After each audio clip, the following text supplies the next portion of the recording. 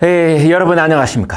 청와대는 가끔 입을 싹 닫고 있을 때가 많습니다. 긴급한 현안에 대해 아무런 말이 없습니다. 대통령도 입을 꾹 닫고 있고 아예 공개 일정이 없는 경우도 있습니다. 미국, 중국 대립은 이 무역전쟁을 넘어서서 영토 분쟁과 군사 충돌 가능성으로 확산되는 조짐입니다. 북한 탄도미사일 도발은 비핵화 문제가 깊은 수렁에 빠졌다는 것을 상징적으로 보여줍니다. 각종 경제 지표는 악화 일로를 치닫고 있고 정부와 여당은 기업과 부자를 악의 세력으로 몰아세우면서 증세 카드만 만지작거리고 있습니다. 이런 문제에 청와대는 침묵입니다.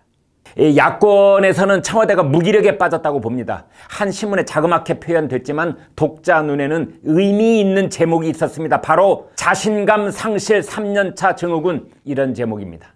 집권 초에 추진했던 정책은 기대만큼 성과를 내지 못하고 있고 오히려 부작용만 초래하는 일이 많습니다. 기대했던 대북 정책마저 깜깜한 나락으로 떨어지자 대통령과 청와대 참모들이 자신감을 상실하는 집권 3년차 증후군에 빠졌다는 분석이 옳시다.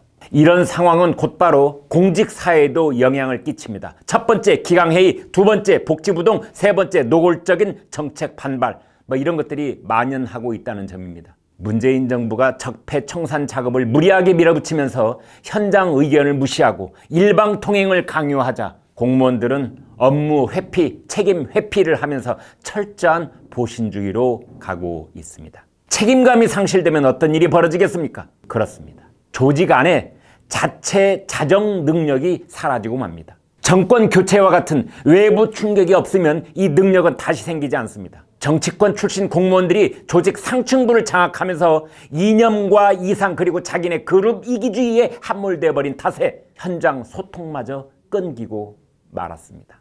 탈원전, 4대강 보철거 이런 정책도 공무원들의 업무 기피는 심각한 수준입니다. 정부가 탈원전의 속도를 내려고 하지만 실무 공무원들은 개인적으로 3년 뒤를 걱정하며 매우 소극적으로 대응하고 있다고 합니다. 3년 뒤 정권이 바뀌면 지금의 탈원전도 4대강 사업이나 자원 외교처럼 적폐로 전락할 수 있다는 우려가 팽배해 있기 때문입니다. 자, 이러한 3년차 증후군의 또 다른 증거는 대통령의 발언이 품위를 잃어버리고 있다는 점입니다. 야당을 향해서 독재자의 후예라고 지칭한 5.18 기념사는 그 정점을 드러냅니다. 문화일보의 허민 정치 담당 선임 기자는 문 대통령의 그 발언을 듣고 귀를 의심했다, 섬뜩했다, 보수 대청소를 향한 성전의 기운이 느껴졌다, 저주에 가까웠다, 이런 말들로 분석을 했습니다. 대통령의 언어는 여야 정치권의 공방에서 오가는 말과 구분되는 격을 가져야 합니다.